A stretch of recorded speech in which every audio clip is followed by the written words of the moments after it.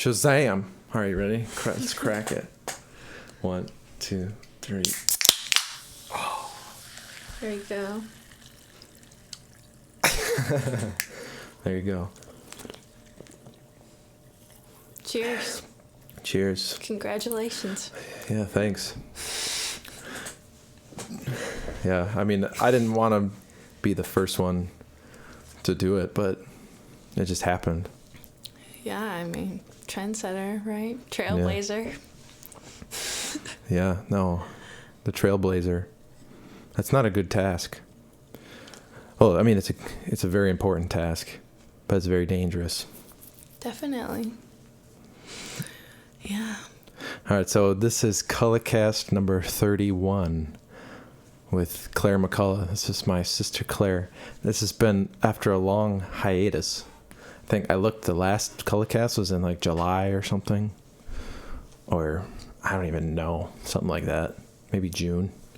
So, no, it was earlier. Yeah, it was months. It's been months. It's been at least a couple months. So thanks for coming on. Back in person. In person, there's quarantine report. What's that? This is the quarantine report. Quarantine report, yeah. I mean, it's just Cullahcast. Yeah, nobody's in quarantine. I mean, I'm not in our family.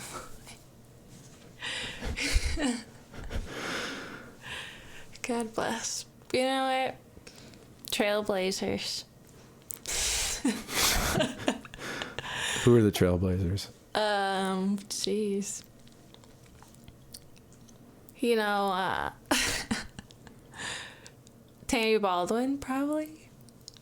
Yeah. She's the first openly gay senator. Yeah, she's from Wisconsin, right? Mm-hmm. She's elected in 2012. Yeah, I voted for her.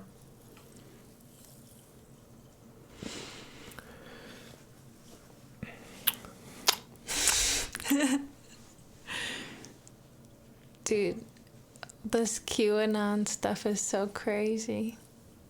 What QAnon stuff? Like so QAnon is this right-wing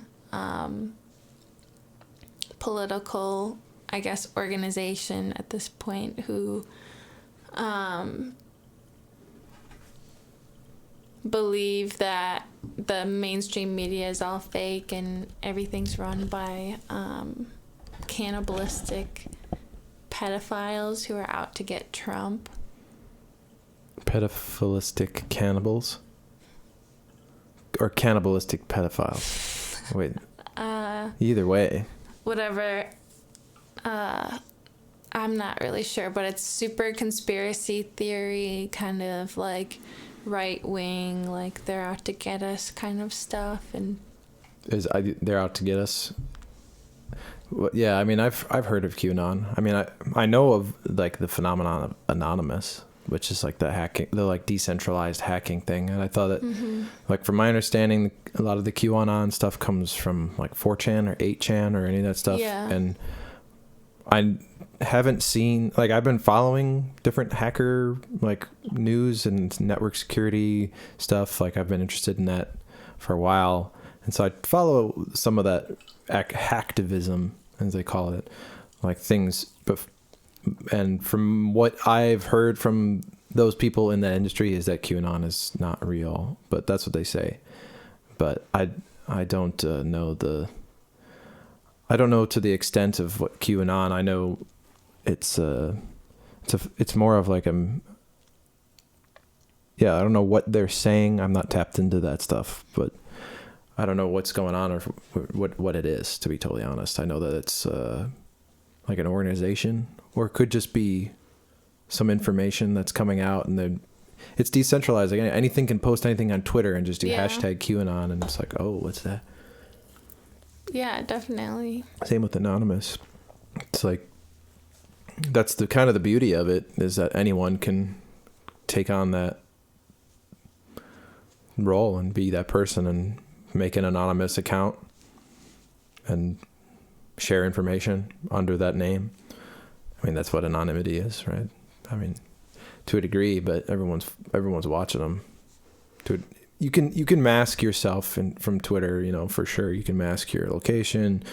You can use fake email, you know, you can have a fake phone and all that stuff, I'm sure, and have it all secured and run out of secure locations and stuff.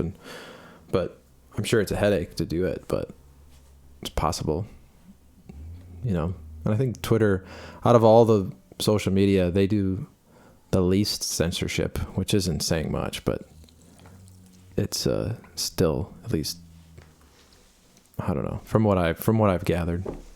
But I don't know too much about the QAnon, but from what I hear from just the little bit that I've looked into it, I don't know how deep it goes, but it's not it's not really a credible leaking thing. Like, it's supposed to be leaks or something, right? Or like hackers that get information and can but I haven't seen any troves of information that have been released or things that have been hacked. It's more just like like you said, a conspiracy theory, which in itself, like, conspiracy theories aren't necessarily bad. There's conspiracy theories that happen. There's conspiracies that happen constantly.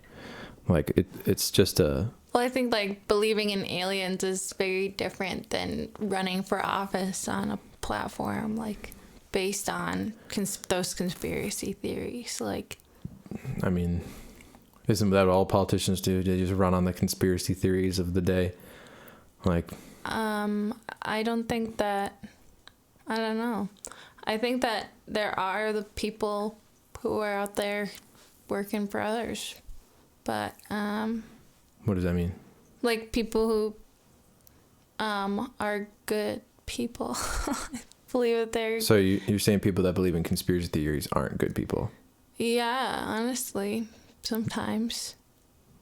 Because, like, I mean, you're knowingly, like, perpetuating something that you don't actually know.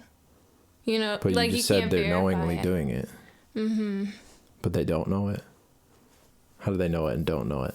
I don't understand. You said they're knowingly spreading things about that they don't know. What do you mean by that? Like, they know that what they're saying is fake, but they're saying it anyway. Oh, the people who spread it, you're saying? Yes. Yeah, I mean, that's news. It's like half of news and politicians, right? Well, I think cable news, maybe. But, like, QAnon isn't on cable news. That's what I'm saying. People don't trust cable news. Like, they should get rid of cable news. I agree, dude. Fucking 24 hours cable news. I mean, why is that even a thing? Honestly. It's just a way to... Oh, the Democrats are mad at the Republicans again. Whoopsie doozy. And then it's just like, okay, this isn't freaking news. Like, tell me about freaking the people who are the behind the numbers. You know what I mean? Let's interview people on the ground actually doing stuff every day, working to solve this problem. Like, whatever problem, like lead in Milwaukee's water or something, you know? I just don't think the system isn't... The politicians are just as good as the system and the culture of the people that are in it. Like, they're representative of that. And I feel like you're right. There are good people, and you'd want to trust people who are good people and all that shit. But, like, how do you have good people in a bad system? You know what I mean? Like, people know it's corrupt and it's all fucked up, and they don't even want to touch it. They're like, run for office. Holy fuck! Like, things aren't that bad, and but people are saying, oh no, it is that bad. So people keep saying the stakes are too high for this election, but it's like, obviously not high enough, because people aren't actually taking control. Like, maybe they are, like, people don't want to change, though. Like, that's the thing. That's what human nature is. Like, we want to just plug up our ears and go la la la, and then all the problems will go away. But, like, you know, it's gonna get worse and it's gonna get better. Things are gonna change, and it's up to you whether or not it gets worse or better. Like, yeah, it's gonna take generation. You know, life is not a straight line, and it's a learning process, I think. Like, Leo says hi, yous too. Hi, Leo. Hi, Leo. And Mr. Laser. What's up, Mr. Laser? Yeah, we got Cullahcast back. This is Cullahcast number 31. There's been 31. That's pretty good. That's, I should be bringing it back. Bringing it back in October. For sure. Might have one more in September, but it feels good to be back in this thing. I'd like to set up this studio though. It's nice, right? I think like having someone face to face, it's different energies, different vibe for sure than just doing it online. Which can be okay too, but I don't know. 2 different cameras, but the audio, I don't know. The technical things about it no one really cares about, but it takes a lot of work to do this thing. And that's doing with the 2 cameras and everything. People are just listening to this. Yeah, I got an audio mix. That's the problem with it, is that doing this operation in my home studio here, like I have to set up the table, I have to set up these microphones, I have to set up the cameras, I have to run the audio mixer, the video mixer. Like I have like a million things they're doing, and it's just when it was peak Corona and we were just doing when I was just doing the live streams over Google Hangout or whatever it was. Mm-hmm. I was able to bypass this entire these cameras, just one camera, one mic, and I could sit at my desk and not have to set up the table and everything. So I was like, oh, that's kind of nice. But you do get a certain quality of like experience, I think, with the in-person thing. Yeah. Leo says, are you collaborating together with a song soon? I don't know. I think we got a jam a couple times before. Yeah, we got some things in the works, but nothing immediate. Not actively working on any project together. And I mean, you got a thing you're working on. I'm working on my book. Yeah, did you talk about it? So basically it is a science fiction adventure book, and it is really great because it's set in space, and there's aliens and explosions and definitely some stuff there. I don't even know. I need to work on this, honestly, for the blurb. I feel stressed about the publishing stuff. It seems like a lot of work. But I think it's going to be good, because as long as I just work on it every day, it's going to get finished eventually. But yeah, that's just the thing, right?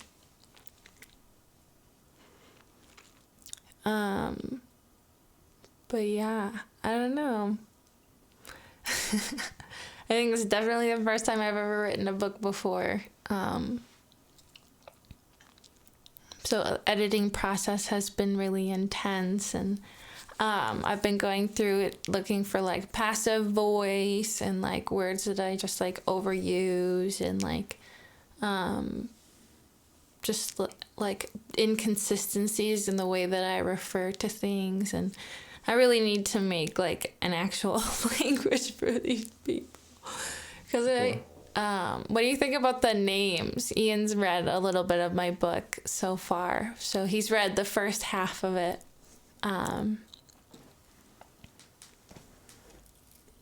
What do you think of the name? What do you mean? Names of what? Just of everything on the alien planet. I like the names.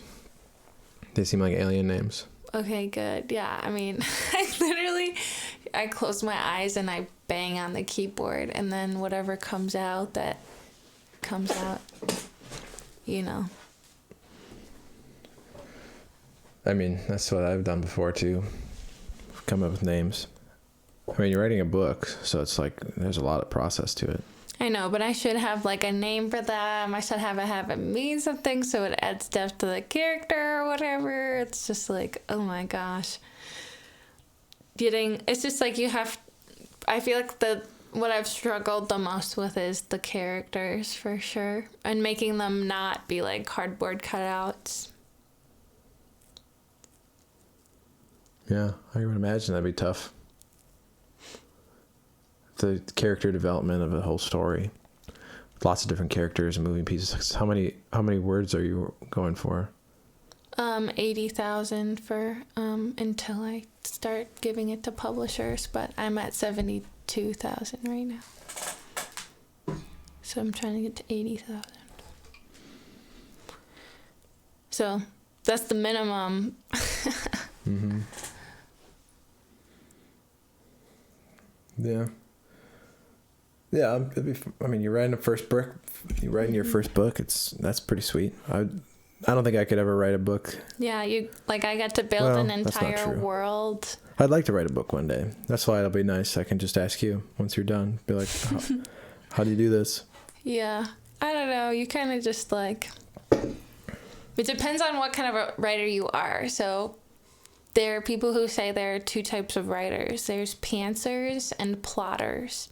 And so pantsers, what they do is they just like start writing, and then until they like feel like it's a beginning and middle and an end, they kind of stop, and they kind of just make it up as they go along the way. But a plotter, they like go through it and they think out the story first.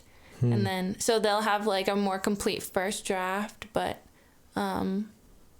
there's like pros and cons to both methods. And I think I probably like pantsed it and then plotted it a little bit when I was like younger. When I was writing the first third of the book, I definitely just pantsed it, like totally.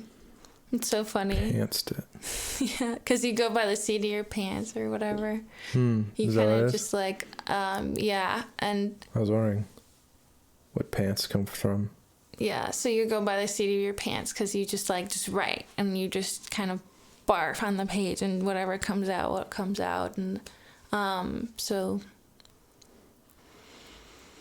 yeah, but I think for this next book I'm trying to be more of a plotter, because I think that is like makes more sense to me, because like when you write a book, you obviously want to tell like a story, right? And so it needs to have a beginning and a middle of an end. If you want, it'd be easier. You can get closer to the mic. Is that better?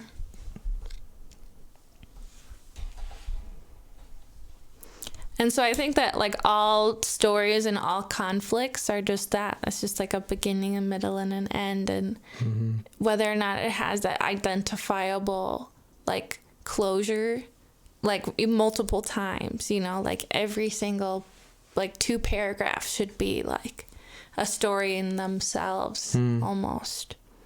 Yeah, like little mini stories throughout the story. But it's just like that's what makes a book, right? What? Like all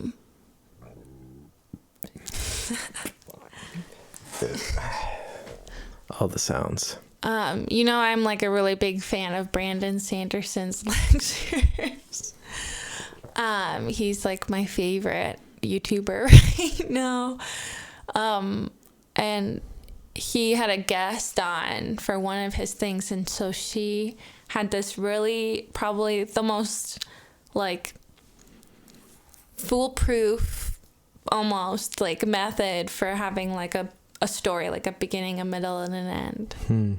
And so like that's the mice quotient I was like trying to tell you the other day. It's like milieu, inquiry, I forget what the C stands for, and then event. Character, and then event. And so milieu means like they're here and they need to get here. Is that a French word or something? Milieu? I think so. I'm not really sure. What does it mean? I don't know. But that's what it's from, like you're at point A and then it's the characters. And so it's like you have to close it out, right? Like Sure. they're all brackets. Yeah. Yeah, I feel like I like thinking like that. That makes sense to me, where it's like, here's this part, here's this part. How do I find this vector from there? How do I calculate how to get from here to here? What's the trajectory?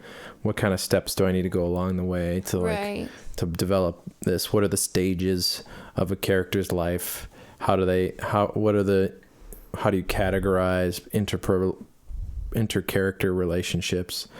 All that shit. I'm sure it's a whole trove of types of information and like story and just the design of stories, right, in itself, let alone actually fucking doing it and implementing it well with good language and syntax. There's a lot of sciences involved with the whole thing, you know. Yeah. It's a even though writing a book, yeah, I would imagine. Yeah, I'd like, especially if work of fiction, right? Like particularly. I mean, I could probably write a book of just a bunch of like one word on every page to spell out like that poet Rupi, what's her name? Milk and Honey. I don't know if I know that one. Oh, it's pretty good, honestly. It's cute.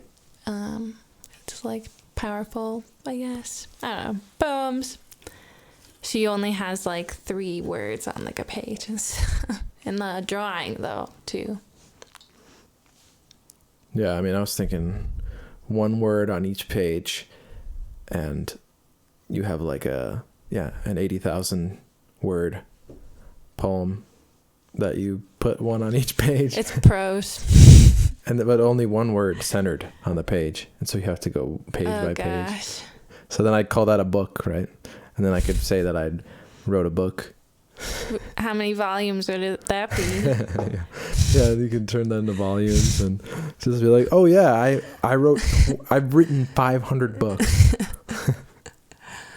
And just waste all that. But that's it, you know. I could see that. That'd be a easy hack but no one would probably buy it. Unless you like, that's some like John Cage shit, John Cage level stuff where you're like, I don't know who that is. You know John Cage? He's we should be able to. It's on. Yeah, no, I won't pull it up. But John Cage, he's famous for this. I can't remember the exact length. Was it John Cage? He's got this. According to Wikipedia, John Milton Cage Jr. was an American composer, music theorist, artist, and philosopher. He's got like recently he has a musical piece of like an instrument that he made where it changes, like it changes every time it changes a note. It'll go through a melody and it'll change a note like every like 15 years or 20 years or something. It goes to the next note. So like just a couple of days ago, it changed the chord for the first time in 7 years. So 7 years. So every 7 years, or at least, it's like this instrument that plays these chords, but automated, but like once every 7 years. So it's kind of like it's a more avant-garde, like weird, more like spectacle type composing. That's why he's a weird like performer, because there's like a performance. Then there's also the like, yeah, it's weird. He's got this other one that he's most famous for, where, what is it, like 4 minutes 33 seconds, or some shit like that. Oh yeah, it is 4 minutes 33 seconds. Nice. Okay, good to know when your memory still works. The 4 minutes 33 seconds, where he doesn't do anything basically. He's just up there and he's got like a piano. He's got a whole orchestra and shit. He's there and he sits down and he just stands there for 4 minutes and 33 seconds and like. People paid for that shit? Yeah, dude. What the fuck? And they're like, he's genius. Ew, I hate him. He's very divisive like that. People. A lot of people don't. It's very academic, you know, very like. That's a ripoff. But like, But he's also a good composer. Academic. That's the thing, is like he can do that shit though. Like he can compose, and What's he's the meaning behind it? exactly. Here I am, I'm taking your fucking money. Like, okay. It could be. I mean, that's the whole. It exposes it, right? I mean, if you're at that level of artistry where you're already a renowned artist, and then you start doing stuff like that, you know what I mean? Like then it's just becomes a. It's meta. You know what I mean? It's just like postmodernism. That just reminds me of It's the postmodernist banana shit. that got duct taped to the wall and sold for $20,000 from an art gallery. Yeah, shit like that. What are people gonna pay for? You know, like the fountain. Have you heard of the fountain? Is it a book? No, it's Story? the one that I'm talking about is this urinal that was gold, and it was put on it was spray painted gold, and they sold it. Nice. Yeah, that's bizarre. So weird. Some of that shows you how weird money is, right? Yeah, and then like sometimes an art piece is like a concept, like that one where it was like a pile of candies, and then as people went by, they could take one, and then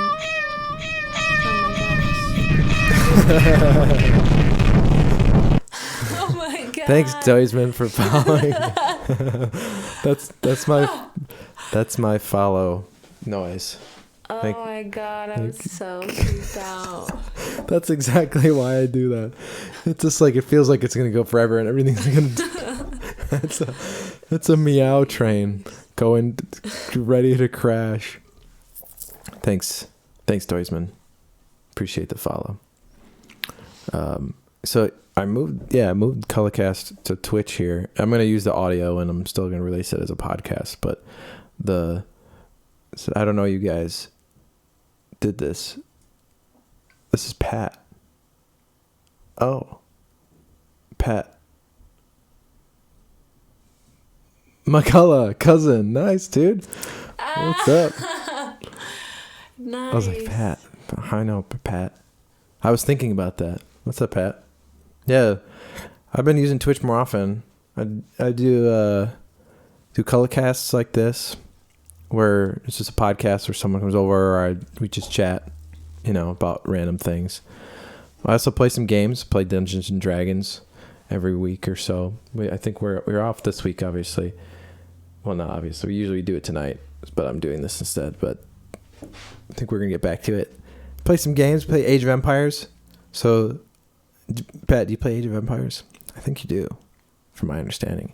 If you have Age of Empires Definitive Edition, you should hop on and we can do some. That's one game that is super fun. Do some major pillaging. Yeah, major. Can you pillage in? That's what the raiding parties are, basically. Yeah, that's right. With the militia early on, just rush with the early militia. Yeah, seriously. The more villagers of other people you can kill, the better. Yeah, those are facts. Those are facts. Yeah, that's a great game. Really good game. I always think about that, about like how much that affected my perspective of reality and like organizing my own resources. The means of production. Yeah, and just like understanding economy, just in general. Just like this simple game where you can manage the gold and the stone and like these different things that require to. Yeah, and you could have a caravan too, or whatever it's called. It's some like real life lessons in that game for sure. Like a simulation. It's a simulation of reality. And I think that's a lot of people don't understand about video games, is that like there are really useful skills in a lot of stuff, and like video games now are highly advanced fucking like I mean games are how people fight. Pardon me. I was just watching something where someone was maybe it was Joseph Campbell. He was talking about bonobos versus chimps, and like chimps and people like Aborigines, and they have photos of, or at least no, Papua New Guinea photos, where they'll have two tribes and they'll have ritual battles. So it's not like they're actually killing each other. They'll just go up and forth and they'll just start yelling at each other, and they'll have big sticks and spears and they'll yell, and maybe it'll escalate, maybe it won't, but it's just like a ritual fight. So they don't actually kill each other, but like only when it's like tensions get really high, maybe someone dies, and then it's just like kind of everyone goes, oh shit, and then like, okay, we have our fun, whatever. But it's not because they don't have the resources to actually kill each other. Then they're out of shit. So, and the societies have developed in such a way where it's ritualized instead of actually killing. That's what games can be. Then that's how games develop. Well, I mean, that's what sports are too. Right. Exactly. And that's what I wonder about. Do you know how dangerous football is? Yeah, it's pretty dangerous. Major brain issues for sure. Yeah, what is that called that they all have? The fucking something with the brain. Yeah, luckily our high school had terrible football. Although I don't think mom and dad would have. I think they're not big. Like dad had an option and he chose soccer. So like, I think they just were full soccer people. Not gonna switch to football. Although I played flag football. That's pretty fun. You know, I like it. Frisbee. It's fun. Ultimate's pretty fun. Yeah. I didn't like that you just had to stand in place. I never liked that. To be totally honest. Like badminton's not your thing either, probably. What? No. Badminton's amazing, dude. You're not standing in place in badminton. Oh, I guess I'm playing it wrong. You're moving around, dude. If you wanna get the fucking. Maybe I just outed myself. What are they called? Birdies, right? Yeah. The birdies, you got to move around. You got to be willing to dive for that, man. Yeah. You know? That's volleying back and forth. You're not standing in one place. No, there's like handball or some shit like that. You stand in place too. Like when you have it, right? Or you can only move 1-2 steps. Something like that. That's real ultimate. Yeah, I think that's like handball has that too. Oh. But yeah, man, I don't know. The games are interesting, and that's why I think like I'd rather people, you know, if games are a way to exercise that ritual like fighting, then like that's good. Like we should embrace the games. Well, I mean, like Lao Tzu once said that everything is just a battle. You know what I mean? Like. You mean Sun Tzu? Sun Tzu, sure. Yeah, Sun Tzu. What did I say? Lao Tzu. Oh yeah, Sun Tzu. Yeah, Sun Tzu is the art of war. Yeah, and everything was a battle to him in a way. And that's it's an important perspective because it's like humans have been battling, especially now with all these weird political fucking shit. Like, it's very important we understand who we are as humans and why we've developed these sorts of tendencies and why. It's just like conflict and challenges and puzzles and, you know, like that's the human brain. Yeah, it's that fucking prefrontal. Yeah, but like what they call like the reptile part of your brain is, I think that's the thing that's kind of like that the reflexive limbic system. Like no change, like let's like, you know, kind of more of a perspective of stagnation and like staying like security and like security stagnation. So you know what I'm trying to say? I know what you mean, but I wouldn't call the limit like it being stagnant. I guess it's stagnant in terms of like your ability to problem solve, I guess, yeah, or like your ability to manage multiple questions. But I feel like it's not what it's designed for. It's not gonna, you know, it's not meant to be like, it's not. The limbic system is just a survival instinct, right? It's just like animal. It's the fleshly part of humanity, like, and like we have this consciousness or spirit or whatever you want to call it, certain like more advanced way to manage a larger amount of information and deal with it, and like have an observer, like to be able to look at things, like you said, the puzzles and all that shit. But we also have the limbic system. We also have that reptilian brain in there that's actually more primal than that, and there's even a more primal brain in our stomachs of just what food we have and how, like, there's a whole ecosystem of trillions of different types of bacteria in our gut, and that shit is the original brain. That's the OG. That's where everything comes from. That's where all of the impulses, those impulses carry through the spine up into the limbic brain, the reptilian brain, and then it filters up through into the mammalian brain, into the and then specifically, the human prefrontal cortex. Mm-hmm. So like, which is so big.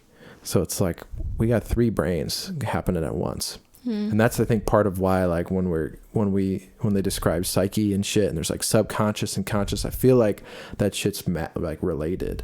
Like, our subconscious is really like some, like deeper, more primal, simple or primitive, like, way of processing the information of our environment, and that's just like the OG fucking like animal for millions of years, evolving to just solve these simple problems. And then humans, we just like express it humanly. So we have all these old animal feelings and shit, and all these old animal things, and we can relate to other animals in these weird ways that our consciousness, or potentially the human spirit or whatever, can't really live in that world because it's like a different domain. You know what I mean? I feel like that's part of like the human experiences. Why can't we live in that world? Why can't we live in that? In what world? Like that, you said we're not. You said we weren't like, what is it? Not allowed, but like it was impossible. Like, I don't know. I just don't even know sometimes if I believe in the human soul or anything like that. Like that sort of concept of a loving God and, I mean, that's a lot of things. Prayer and total different. I mean, you're talking about Christianity? Is that what you're talking about? No, I'm talking about God. I mean, all those words that you're talking about that you just said have so many different meanings, right? Like, to different people, it's tough to know what that means. Like, I feel like you got to define those words to really understand, have conversations about it, because God to one person is like a word that means something completely different to someone else. And same with the soul. Mm-hmm. I mean, soul is a type of music. Do you believe in soul music? Yeah. Like that, you know what I mean? Like, do you believe in that type of soul? Or do you believe in the Plato and Plato's idea of the soul and and like the form and matter and shit? What about you? What do you think? What do I think about what? The soul. Like, do you think that humans have a soul, or what is it? Yeah, I mean, to a degree. There's a lot of, like I said, there's a lot of different definitions. So like the soul in people's perspectives, when I read people talking about what the soul means to them, I go like, yeah, that makes sense. Like in that context, in that language, that makes sense. But then in other languages, it might, maybe not. But like, I don't know. I think yes. Like there's what it looks like and how it is and what it exists is who knows. I think it is. I think we have a consciousness. I think that's like the soul, and I think that it's like an energy force that's unique to being human. The human expression, like the thing that gives humans life. When you die, that lifelessness, right? Like is the lack of the soul, right? The lack of that active life energy that allows that soul to allows that body to function.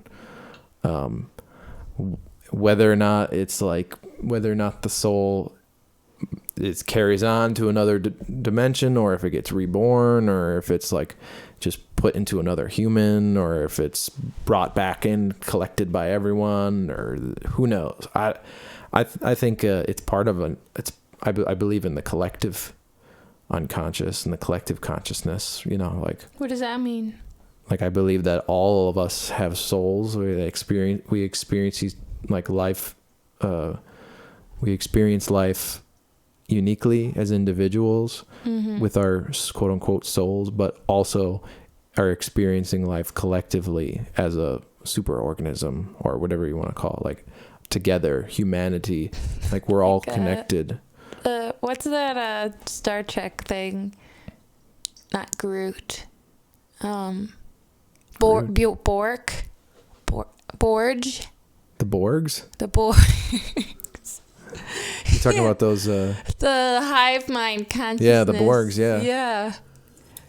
Those were like human-like people that evolved and became like just slaves to AI, and then they just like became this. I mean, I don't think they were humans, but they were human-like, yeah, humanoids. Like, yeah, the Borgs, those are trippy. Those are trippy, man. They almost killed Captain Picard. Spoiler alert. But it's been out for 30 years, folks. Get over it. Yeah, it's been, there's no spoilers. Yeah. But I mean, that's the concept. Same with the birds. When you see humans, when you zoom out and watch human behavior and how we are on lakes and rivers and shit, and you look out and you can see how all that works, like, and how humans flow in a larger group when you look at it, and when you compare them to other animals and other bugs, it's identical. We move in the same patterns. We gather information and connect to each other in the same way all life does on Earth. So like we are those things, and I think that each one has a unique vibration or unique like experience or like band in the bandwidth of, in the band in the spectrum of life and existence. And I think we're just like one little slice of that, like one little expression. And we are all together as one, but also uniquely individual, and I think that's, we all have, I think that's how I view it. I think it's like a all-encompassing, unity of like expression and connection that is God to me. It's like the greater like the over-encompassing concept of the like architecture and the structure, right? Like I it's not necessarily one like I can understand mythology and be like, oh, it's like a human, you want personify things like yourself, but I don't think that that's useful mythology to describe it, because it can be useful for human behaviors and stuff to talk about gods and stuff, but when it comes to that concept, a human can't be represented to be God. Like we are made in the image of it, but I don't think like a human is that. I think it's I like that idea of it being, it's like something it's like the Tao, right? You can't describe it. It's something, like you said, Lao Tzu. Like I like a lot of Taoism and like in American transcendentalism and stuff, where it's just, it's the concept of the greater thing. You can't even, as soon as you start thinking about it, your mind, is, I don't want to say the word polluted, because it's not necessarily the type of, some people believe that. It's cluttered. Some people believe, like the early Gnostics, and some other people will believe that we are faulty and stuff, like, and how we experience things is that fallen like state of being, but like that the material world is all bad and we're flesh, so therefore we're bad and we're in a prison. Yeah, we're in like a flesh prison, and like we're doomed to this life when we could be, transcendent of it. But I don't know. I don't think about that. I don't know. It's a big question. That's where I'm at now. I'm sure it'll change. My conception of it will change. Like in every year it changes, Yeah, man. Life's about expanding your vocabulary and learning something new. And what do you think God is? Says you don't believe in it or the soul. So, but yeah, like I don't believe in like a creator God. What does that mean? Like I don't believe that anything created the universe. Anything created the universe. Yeah. Okay, so what do you believe then? I think that like there's not a God who listens to us when we pray. Okay, well, I mean, you're talking all about things that you don't believe, but what do you believe? Like, what Well, do you you believe? can define things by not what they aren't. Yeah. That's like apophatic, right? No. It's It's a definition. I don't know. But what? Yeah, I mean, but I'm asking you, I guess, specifically, like, well, then, what do you believe then? Instead of define, can you try not to define it by something it's not? Because that's atheist, right? Yeah. That's like the atheist perspective. Well, like, Is I am defined a theist against theist. So like your whole philosophy is a negation. Like it's all centered or like. is that what God is? Is something to listen and to create? Well, in the scripture, it's like there's void, and then there's like the Christians, at least they believe, like there's that dual nature, and this goes back to ancient fucking like Zoroastrianism and shit, where it was like the cosmic duality of darkness and light, and God, what we know of like the God of light, right? The light of the world, all that shit, like that is when there was void. God is the creation, the consciousness of light. Right, it's just like in the void, boom, there's light, and that's where a lot of people attribute that to, and I think that's why it's bizarre, like the current understanding of Christianity just like doesn't take into account really any of that shit. Like people don't even think about that really core essence of what most of early Christianity was focused on, is those cosmic dualities, like, and Jesus talks about it a little bit, but not really. Like a lot of that stuff's left out, you know. But at least of like the King James or whatever, New American Bible, all those things. But that's from my understanding, like that the light is created from in the void. So like it's created by I don't think how it's created. Happened. You don't think light? You don't think there's that's the yin yang too. It's the same shit. I don't know. I just think the universe just always was. It's changing, of course. Like expanding, retracting, right? Like a rubber band. Just always was, you know. Like, I don't think anybody really made me besides mom and dad.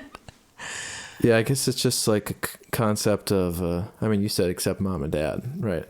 And that's the thing, is like, if life is reflective of our if we're a microcosm, I think you said earlier, right? Something about maybe before the stream about the stars. What'd you say? What'd you say? I think humanity's destiny is among the stars for sure. Right. So, and the stars, which was crazy, dude. Crazy about, I've been reading the book of Enoch, or at least listening to it on tape or whatever. Wow. I haven't been reading it.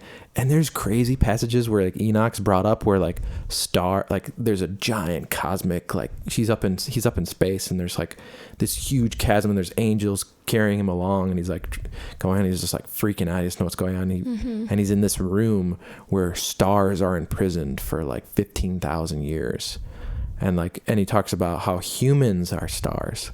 And like back in the day, like at least in this particular like Gnostic tradition, that was one of the concepts, was that every human soul was a star in space, and that when you look up in the cosmos, you're actually looking within. Like it's the same, it's that like fractal fucking trippy infinite nature of reality, where it's like, at least of the human experience, like, and that's how it's cool. Like you see yourself reflected back at you when you look. I mean, that's what astrology is all kind of like rooted in, that like concept of mapping the cosmos. And yeah, they saw it as 2-dimensional, you know, like this like 2-dimensional, where it's like now we know, like fuck, like that shit, like the Orion's belt, right? Each one of those stars is like probably billions of years difference of like their age and what we're even looking at, right? It's humanity's destiny. But that's what astrology is, Earth centered.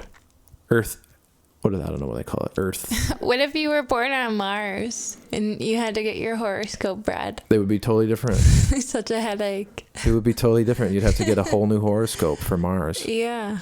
Yeah, because it's then Mars centered. So you'd have completely different. Yeah, instead of the sun sign, it would be like I guess it would be the sun It sign. would be the sun sign, but there'd be an earth sign. There wouldn't be. How many moons does Mars have? 4? 0. Oh. No moons on. There's no moons on Mars, dude. I don't know. You knew that. Whatever. Did you know that? Yeah. How many moons does Mercury have? 0. What about Venus? 0. What about Earth? What? What about now? Then it gets hard. Yeah. Past the right? Kuiper Belt, then Jupiter. I don't actually know. There's too many. 14? They always change. They're always 17? finding new ones. It's definitely One has from like 15 to 25. yeah, both of them have They're it. huge. Yeah. Shit. Those things are giant. Gas giant. I think I have it bad when I eat too much cheese, but damn. Jupiter, it's got a whole anus to it. A whole new storm. People think it's an eye, it's an anus. For the That's so gross. it actually looks like an eye. Yeah, I don't know. Nah, I think you ruined it for me. I think you ruined everyone who looks at Jupiter for me now. I just came up with that. So I hope I'm the first person to come up with that. Jeez. Yeah, I don't know. Jupiter's pretty legit. We can probably make a colony on Titan or something, right? Titan. Yeah, That has water on it. Is that Jupiter? Mm-hmm. Or is that Humans Saturn? can go anywhere that has water and air and, whatever. How many moons does Saturn have? Saturn has 50 moons. 50 moons? Mimas, Tethys, Dione, and 44 others. Jesus. That really is a big planet. 50 Saturn? No wonder. And that's the thing is in Greek mythology, he's like the OG, the earliest Titan, Saturn. Penis. All right. Yeah, the earliest penis. That's straight up. He's a male. Like he has tons of kids and he eats a bunch of them. He's like time. No, that's like the guy who that's the, oh dang. Do you hear those bells? 6 o'clock bells. 6 o'clock bells. That church is really nice though. Yeah, it's got good bells. Mm-hmm. I've never been in there though. Have you ever been in there? Mm-mm. I haven't even been to the basilica yet. What basilica? St. Joseph's. Where's that? It's like just a little past Walker's Point. Do you know what I'm talking Dude, about? I need to fix this squeak. Isn't that bad?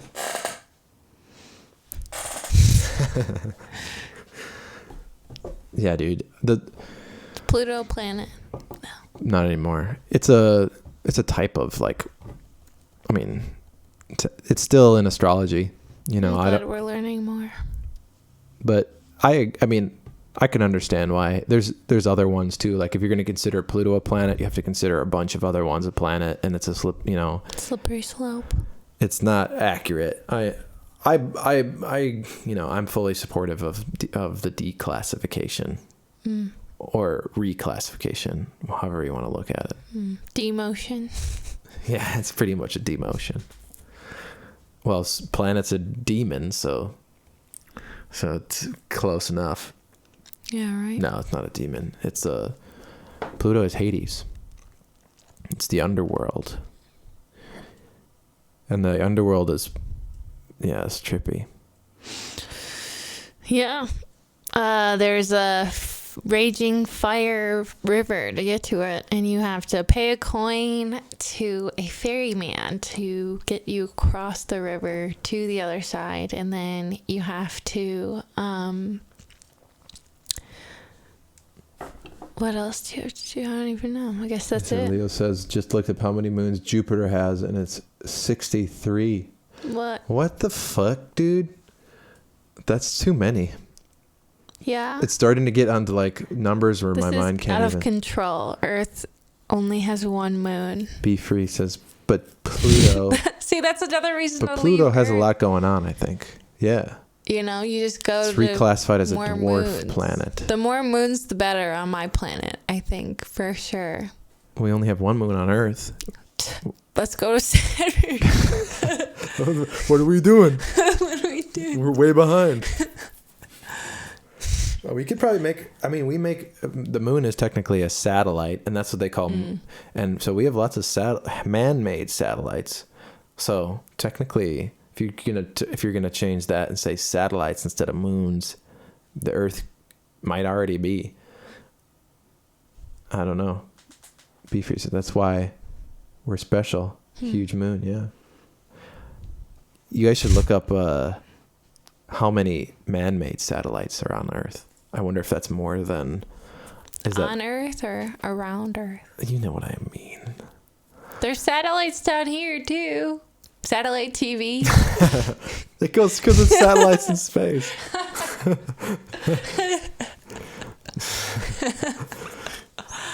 Well, technically, they're probably made here, right? And then, but I don't think technically they can be a satellite until they are in our orbit. I don't know.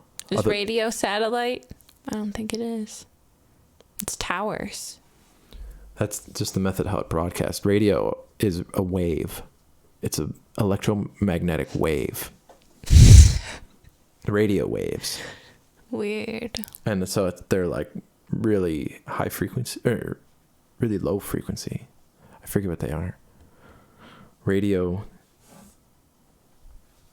Electromagnetic spectrum. It's the Here are some electromagnetics, details. dude.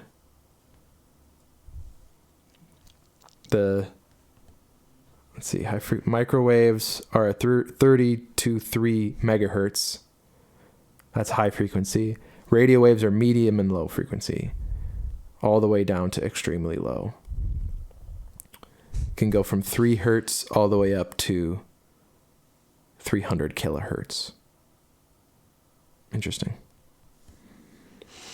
Yeah. Radio waves, am I right? Gamma rays are the highest. EHS, what the fuck is that? That's so many. What is it, E? There's Terra, then there's PETA, and then there's... Oh, here we go. Killa, Mega, Giga, Terra, Peta, Exa, Zeta. Wow. Yeah. The more you know. Yeah. The more you know. Learn every day. Every day. Been trying to learn Spanish. Espanol? Espanol. It's not going very well. How do you say that in Spanish? Es nada. Muerte.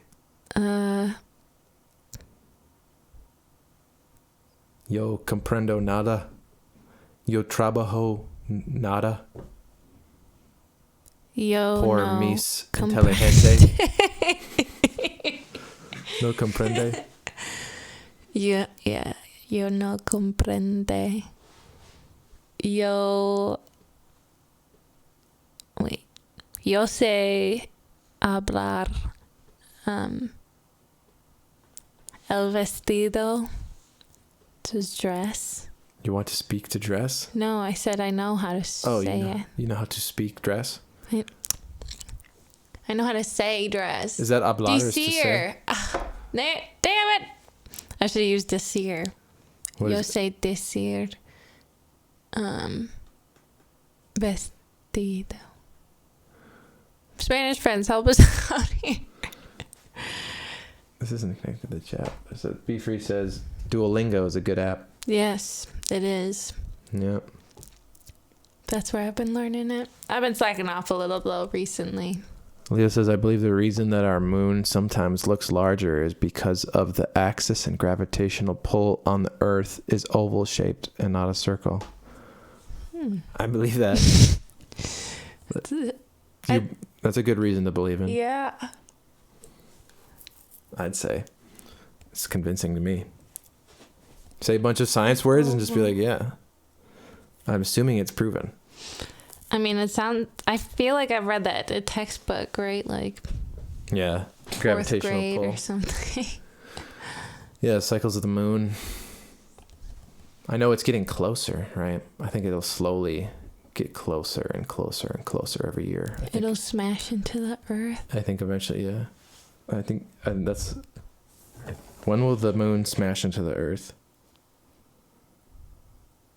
According to Space.com, the moon will swing ever closer to Earth until it reaches a point 11,470 miles above our planet, a point termed the Roche limit. The Roche limit. Has it gotten there yet? Earth's moon, destined to disintegrate. Well, as long as That was it's 13 years ago, though. It's a wiggly line. What is that, 2012 or something? Yeah, this isn't a very good article. Yeah, I don't know. I've got to visit the ladies' room really quickly. I'll be back. How dare you?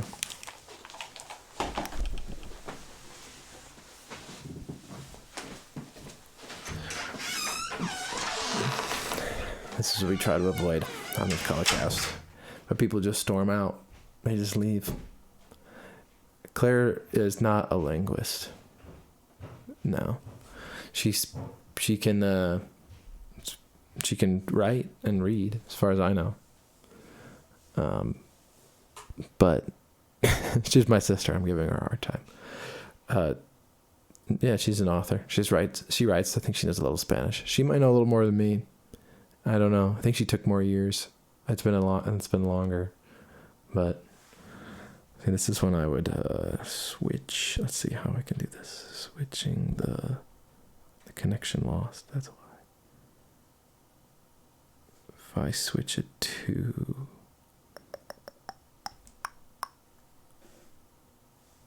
like that, boom, nice. Yeah, she's making music. We're working on a project. When she gets back, maybe she can tell you about it. She's got some songs. They're already made, like demos of them, but we'll get them out. I'll help her on some of this stuff, I'm sure. Learned that on the Magic School Bus. Yeah, Magic School Bus is great. Big fan of the Magic School Bus. I feel like, yeah, if anyone's a fan of Magic School Bus, is anyone out there a fan of Magic School Bus? Maybe anyone else? Anyone? If you are, type in !love in the chat, and let's give some love to the Magic School Bus if you believe in that deserves to have love. 'Cause I think so, because I learned a lot from that. I thought it was very entertaining. It's a very good show. Yeah, there you go. Hell yeah. Getting the love flowing. You gotta flow it. Float the love. But yeah, I don't know. I like this. I like having the color casts with someone in person. I miss that a lot. I think that's something that we missed during Corona. And although it's still around. I don't know when things are gonna be opening up. I have no idea. But welcome back. Thank you. Did you survive? Oh, barely. You should have that banjo. Did someone say banjo? Let's see if I can remember this thing. Are you doing the woodlouse? I could do some of it. People were asking if you were a linguist. Sleepsteak asked if you were a linguist. Who? And then Be Free asked if you're making music still. Which ones? Who? Wait, are those questions for me? Yeah, those are for you. Oh. Could you repeat this again? Are you a linguist? No, I am not a linguist. Although I do like language. And then someone said, are you making music still? Yes, I am. I am still making music. I haven't posted in a while though, because some current events of my life have brought me to more of a squiggly line than whatever. But Squiggly line. yeah. That's like how the moon revolves around. That's what it looks like to the sun. There you go. See? Everything comes around. That's the woodlouse. It's just. But yeah, I'm still working on my If Only for Vanity project. Check that out on SoundCloud. Claire Noel 1. Where'd the one come from? Claire Noel was taken. So I did Claire Noel 1, and because I am number 1. What the hell, dude? I'm trying to. D? Oh, that's it.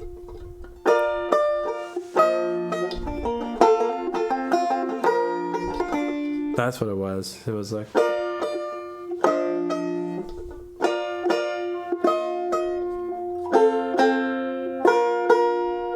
Something like that.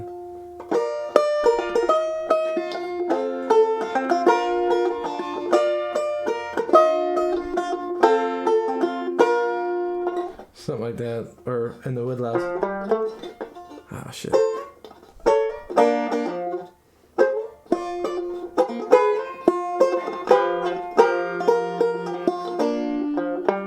I forgot how to play it. That's important why you practice the songs you make. I only played it a couple times. I like that song.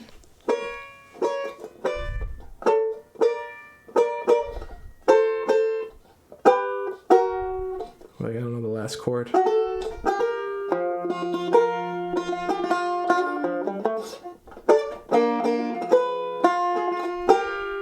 I don't know the last part. I have to practice it. It's a fun one though. How many languages have you learned? Sleepsteak asks. You want to go first? One.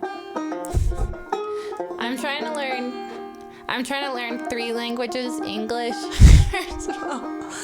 And then I'm trying to keep up with my Chinese, my Mandarin, and then Spanish. So those are 3 languages that I have at least gotten up to intermediate at. So.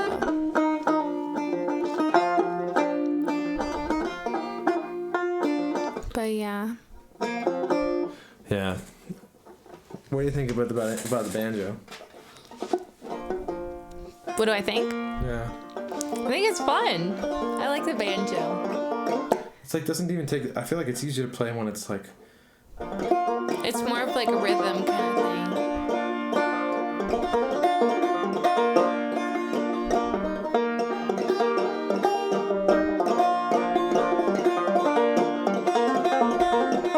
Was the banjo invented in America? It was like invented in Africa like 10,000 years ago. Oh wow. So in this one song I'm working on.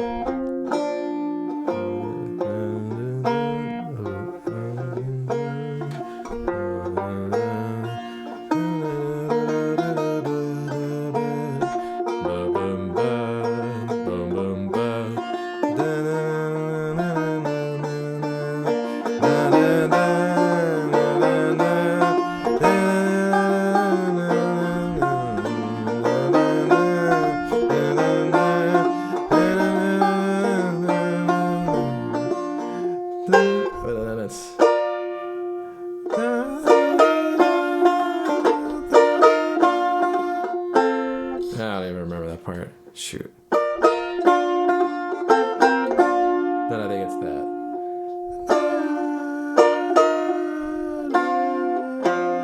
Yeah. I don't remember. That's the part I'm working on right now. But Sounds it's nice. like escalates, right? I was like da da da da da da. And then I wanted to go to the next one.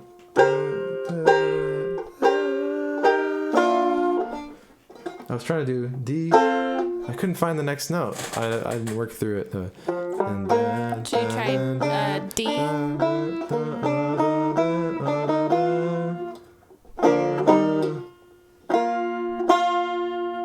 What note is that?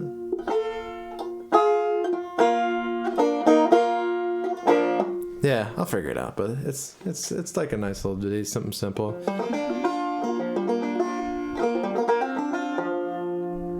But the Woodlouse is based on a Donovan song where he goes, happiness surrounds in a circular motion, floats like a little boat upon the sea. Everybody wants to be anything, anyway. You got to get together and you make yourself free. Happiness surrounds, happiness surrounds. Happiness surrounds, happiness surrounds. Happiness surrounds, happiness surrounds. Happiness surrounds. It's nice. Yeah. I love that. Yeah, I like that. Happiness flows like it. Happiness flows like. Happiness surrounds like. I already forgot it. I just sang it a second ago. That's weird how that works. Great. So I mean, he didn't invent that chord progression, but that's the beauty of like songwriting. Yeah. I've directly taken from Bob Dylan's song. Yeah, chord. and he directly takes it from other people too, and that's the thing. Like that's how it fucking works. Good artists steal, right? That's right. Like that's Pablo Picasso said. Absolutely, dude. You just got to push it one step farther, make it your own and stuff, you know? Yeah, because that's what they did. Mm-hmm. And that's the thing is like when you hear music that you like and it's just like fucking take that shit, dude. Like that's I love that. Like that's how it works. That's how we share ideas. And that's why it's bizarre that everyone is like going around pretending like they own those melodies and shit. Like people will legitimately be like, no, that melody belongs to that person. No one can steal it. Mm-hmm. I get it to a degree, but like in the system how it works, but like at its core, no one owns it. Like what the hubris, right? Of like you to say that you own a specific pattern of nature, right? Maybe you like interpreted it, but I think I don't know. I that's something that is very confusing and frustrating to me about intellectual property law and stuff. Where it's like I don't know.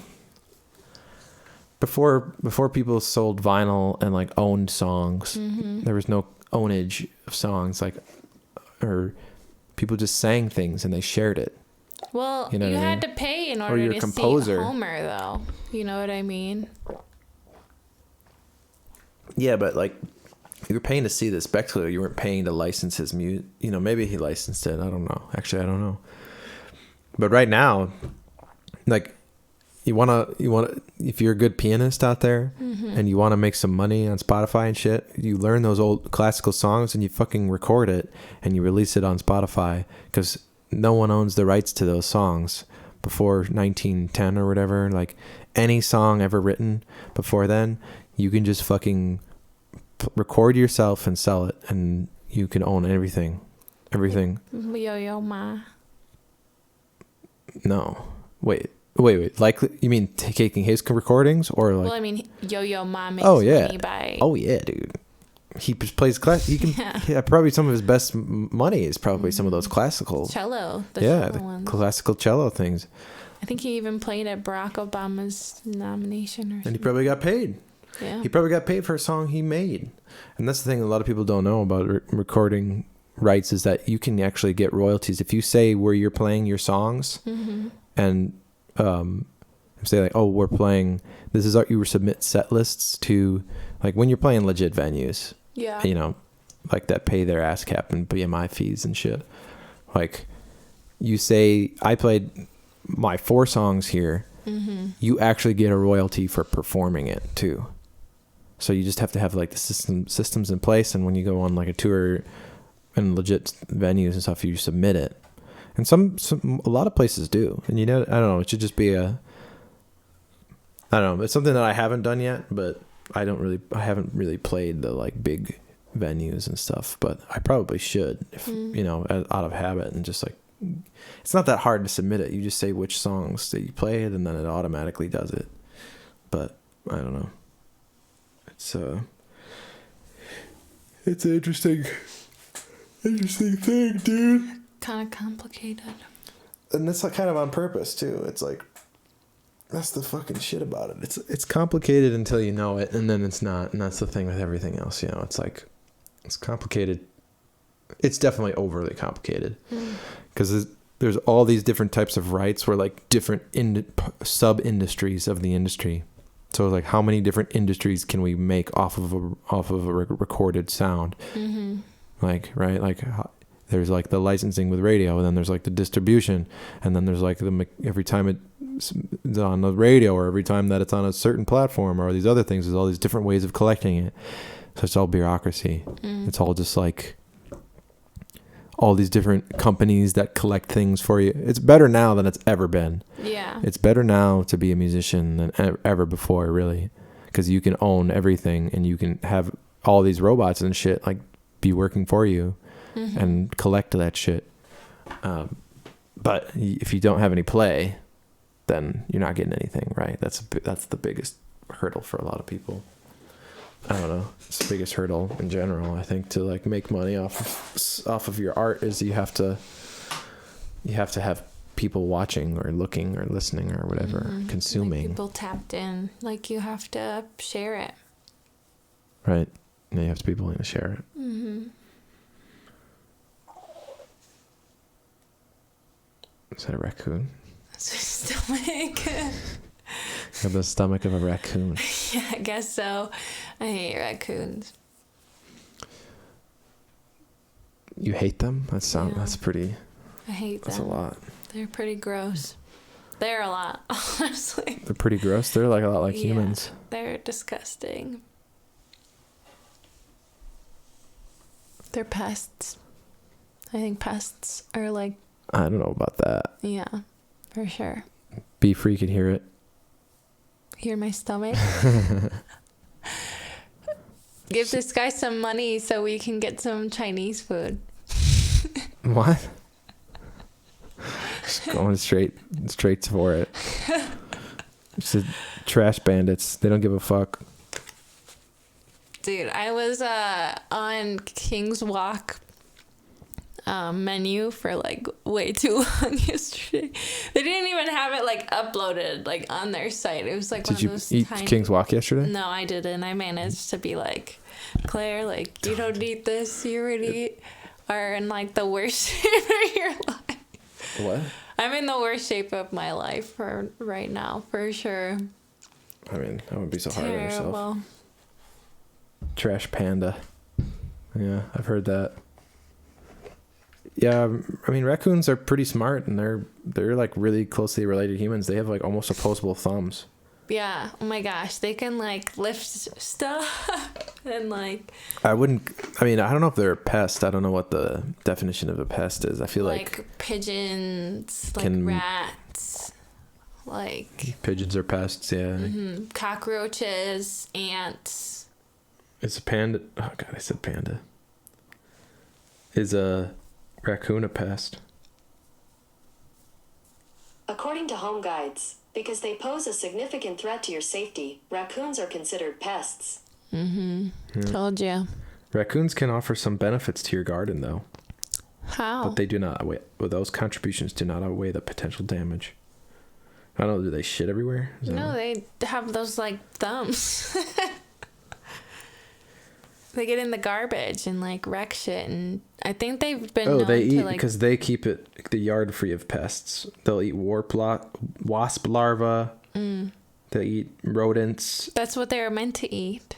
But they pose a greater threat to your safety of you and your family because they do not fear people and they are not easily scared off. The damage they come becomes more significant. They carry disease such as rabies, roundworms, fleas, parvovirus, which threatens the health of both people and pets. These animals may also eat your garden plants and cause a mess and destruction when they dump over garbage cans or find an entrance to your home or shed looking for food. 2 thumbs down. So we should kill them all. Fuck that shit. They're trying to dump our garbage cans. I wonder how Sons of bitches. They deserve to all die. Would you ever eat raccoon? I'm just kidding. Dude, these animals, they're just trying to survive. I get how they're classified as pests though, but like I don't know. I empathize. Would you eat raccoons, I empathize. though? I'm asking you.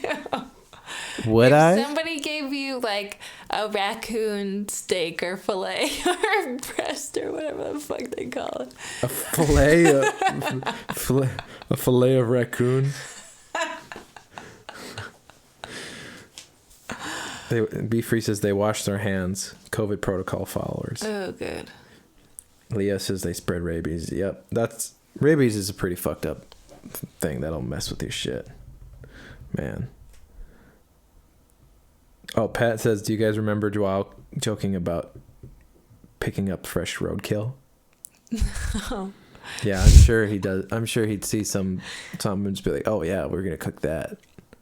For sure. Dude, Uncle Joao, or is it Joao? Uncle Joao, he talks about eating raccoon all the time. Oh shit, yeah. I mean, I believe it. They're everywhere. Oh my gosh. Yeah, Leah says it depends how hungry you are. I totally agree. If you ask me if I want to eat raccoon, If it was like a good sauce, though, you know. I bet it's not that bad. Yeah, like you can. So I learned. I'm sure there's worse things. So I have yet to try this out, but the reason why they put like wine and cooking wine and that sort of stuff in food is because it gets rid of like funk.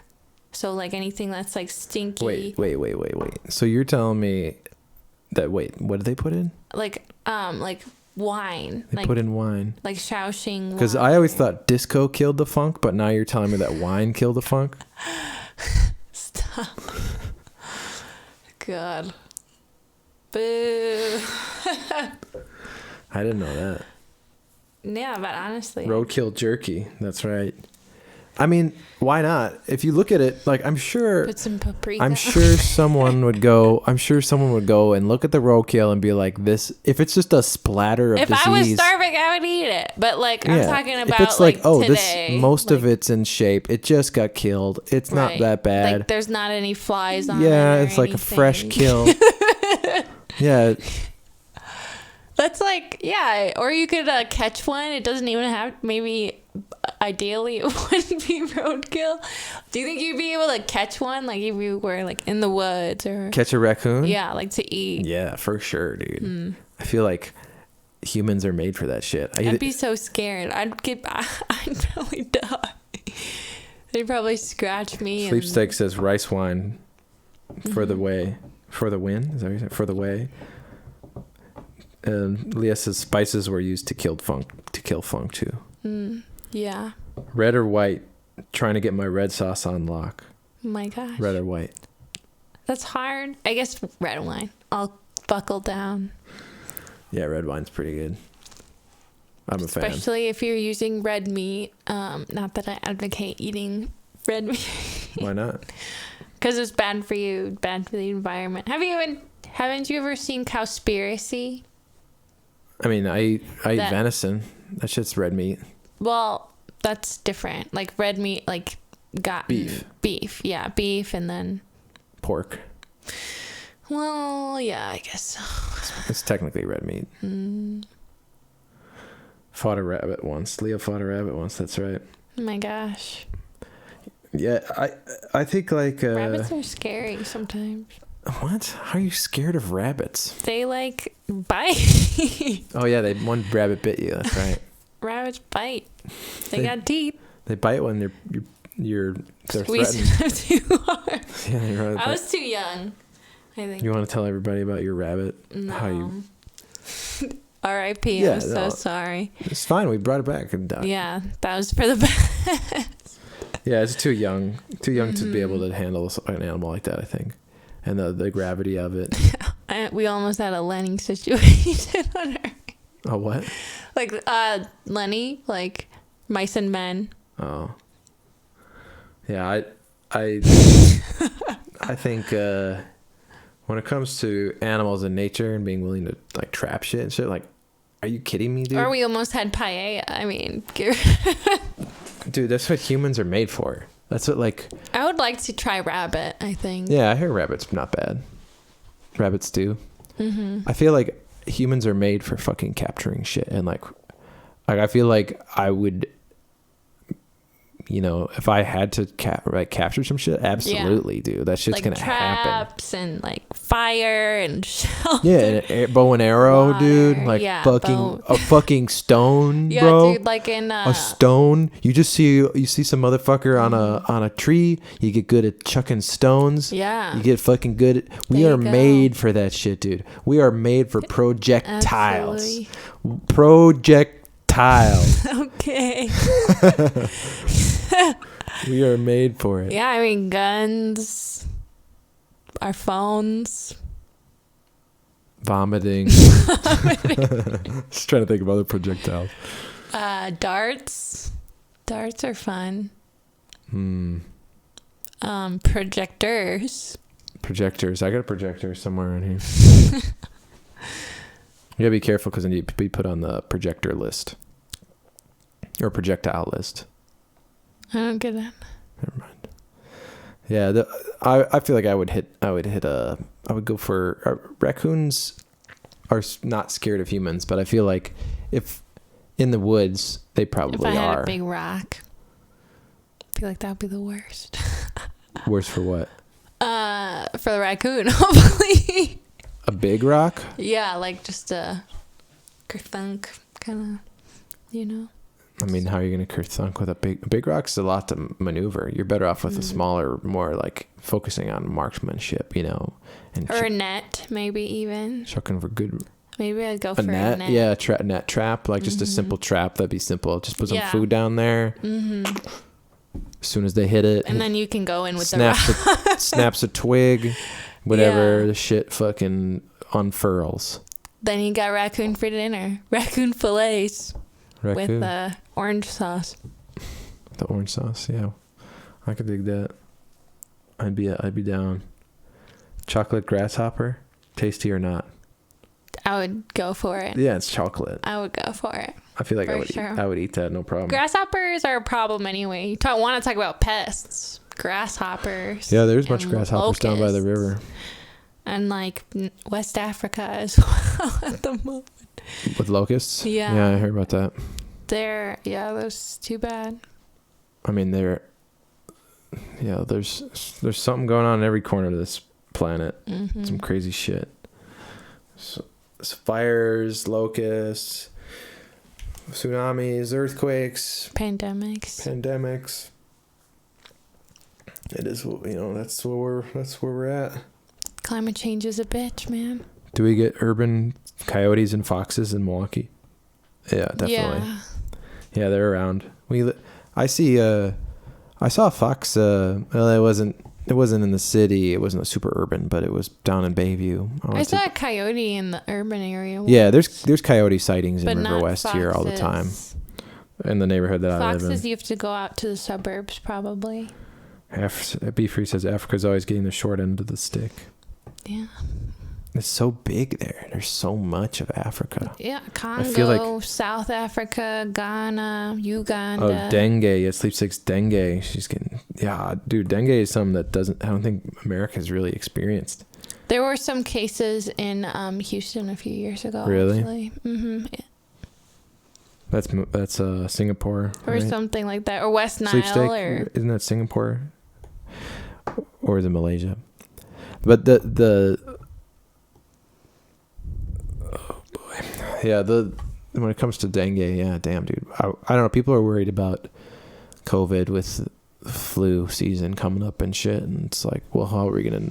I don't know. I feel like shit's just so crazy. Yeah. And I'm sure things are starting to open up. Actually, what day is today? Wednesday, yeah. I need to wrap up all the promo and logistics of Spooktacular 2.0. You know what I was thinking? Burritos. Yeah. Are burritos cheap? Yeah, they are. And then we can put them in individual boxes. Exactly. And then they're individualized. Because I'm not trying to fool around with any buffet during COVID. No. Buffet. No, yeah. Singapore. Yeah, that's what I thought, Singapore.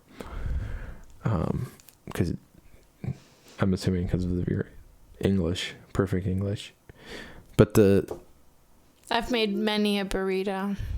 Yeah, because you could put potatoes and chicken, corn and little bit of like tempeh or something, or I don't know, or mushrooms or something. Yeah. Some good, and I feel like that's could be on the cheap, and you can make a whole bunch of them and wrap them up in aluminum and then keep them in a thing to keep them warm. Just bean and cheese kind of thing, or? Yeah, or just a simple thing. And with, I don't know, could you do that with $150 to do like to do 40 burritos and I gotta look at all the, because it's not even probably, if I'm gonna do burritos, it's probably not the food then that's gonna be the issue. It's gonna be like the packaging. Yeah, you know, the time it takes in the packaging and shit. Yeah, we'll figure that out. But I feel like that's a good thing to have burritos, though.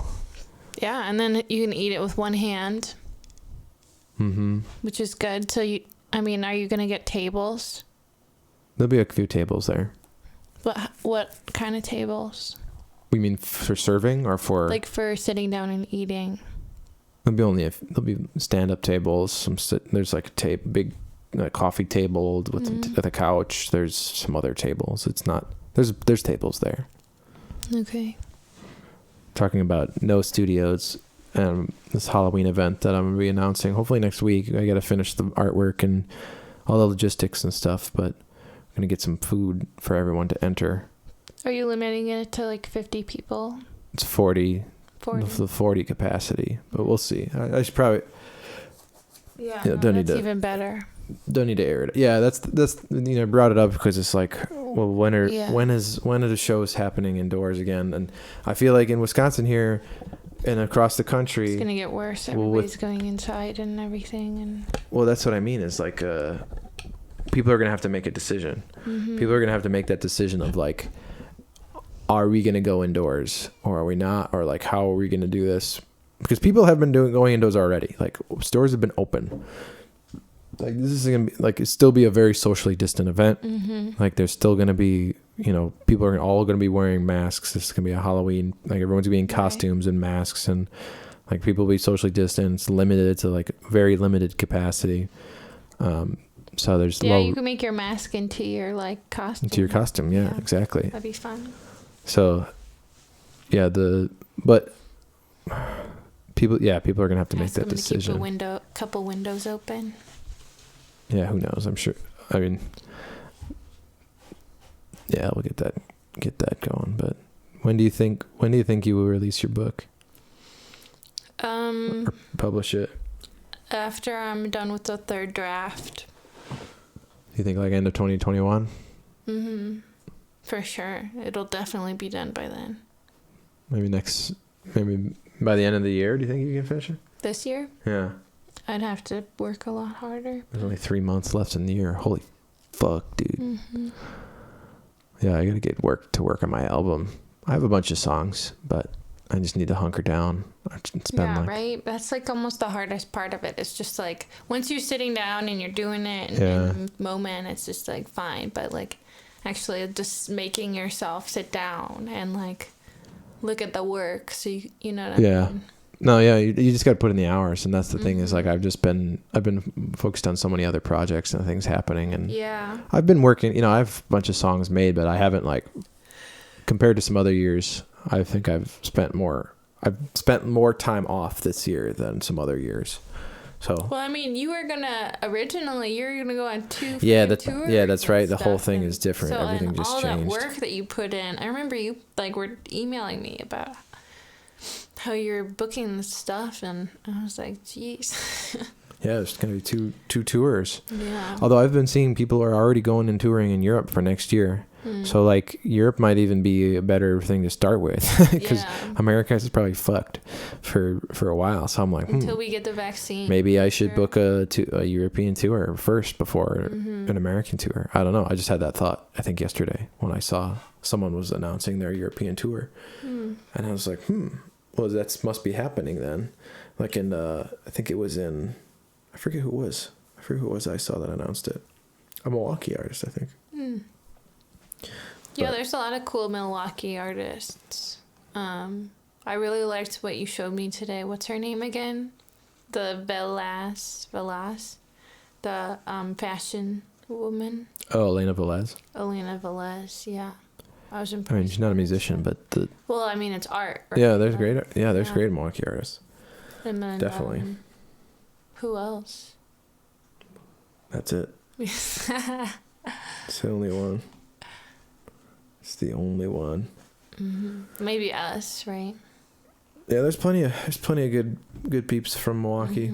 I mean, I'll have to search far. Hopefully, I mentioned the past about Free Music Land. And it's still up currently. There's still a site, but it's very much the trial of like the concept. And that's part of what I've been spending some of the time, like not focused on some of the music. It's been a lot of coding. I'm finishing up a last coding project now, and then I'll just be able to focus entirely. I mean, I will have this. I'll always have other things going on, but yeah. Are you willing to talk about your new album that you're working on, your new project? I mean, yeah, I got songs that I'm working on. Just like I don't have an artist yet. That's one of the things I'm behind on, I think. I've looked, I've found a couple potentials. I just haven't reached out yet. Yeah. I think I need to cross that off, but because the fundraiser for it will be announced in November. So I want to have something for it. And I probably should do that. But, yeah. There's so many things. All to-do lists. Yeah, maybe I won't have color casts. There's so many things. No, the color cast is just like if there's an ability to set up, like if I had another room where this could be a permanent setup, that'd be sick. Or like just a place where it's all set up, like a podcast, like a radio room or a recording studio. Yeah, if there was like another space, but I do like the reliability of the internet here in my apartment. But yeah, that would be nice because then you could just show up and do it, and not have to spend an hour and a half setting up. Yeah, it does take time to set up all this stuff, but the music is priority. So that's the thing that takes priority is the new album, and that's what I mean by hunkering down. It's like, okay, there's 7. Technically, I probably only have like 4 months to finish it right now. Like really, like I need to be done. Yeah. In like the early March should be finished. How long does it take to master it and stuff? Like the mastering takes a day. Okay. The mixing, I want it to be. If I want to like have a mixing engineer work with it, I need the song to be done, and it can take upwards of a few weeks, to mix a song. Because that process you can't really rush that much. Yeah. But the mastering is just a day. Like it's just it just goes like that. And but the biggest time constraint is the vinyl. Because the vinyl will take like 2 months sometimes to turn over. Even submitting it all like correctly, which like last year, like 2 years ago, it was like a mind fuck. Like I didn't know what I was doing. With Spectacular, I just like sent it a bunch of shit, and they're like, well, "You're missing this. You're missing this. Oh, this format's wrong. This is wrong." I was like, "Fuck." So it just kept getting delayed, like kept getting delayed, and the artwork was a little late, and everything was already delayed, and so it was just like the whole thing was just a huge delay. But last year, I submitted everything in one whole thing. And they got it and processed it like right, as soon as it was ready, there was no problem, and it came a lot sooner than the year before. So I think I'll even, the sooner you send it in, the sooner you get the vinyl. And that, like, I don't mind. I don't think people mind either, like, because this is a yearly cycle. Like, you gotta give me a break. Like you get the vinyl maybe in the summer, like maybe not when the album comes out, although that's the problem, is like I want it to be there for when the album release happens, because like so people can have it when they come to the show, right? So there's an option, the album release, right? This year, part of which was kind of a relief of the fact that there are tours, even though like I was so psyched and pumped, and like this was going to be the year for the tours, like, and like to break out into the touring, like road ready, fucking like on the road, like everyone, half the people hopefully like watching this right now or listening to it, like would have been through your city or whatever, or going through or closer than I've ever been to where you're at. And that's the plan, right? Is to go everywhere and play everywhere that I can. That makes sense. But it was kind of a relief when it was all canceled. There's like there was a weird relief that came with it of like, it's tiring. You probably did it back to back to back too. Yeah, it was going to be a crazy tour where it was just kind of like we had 2 weeks. We got to hit all these places. Yeah. And it was every day. There was breaks in there. But like I was going to be on tour as my album was being released. Wow.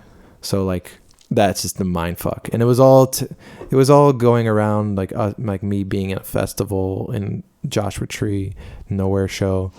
Shout out to Errol, who was on Colorcast a few Colorcasts ago. I think a few years ago. Yeah, honestly, it feels like that. Yeah. But each month of 2020 has been like an entire year. Yeah, it's God, I still like remember April. Singapore.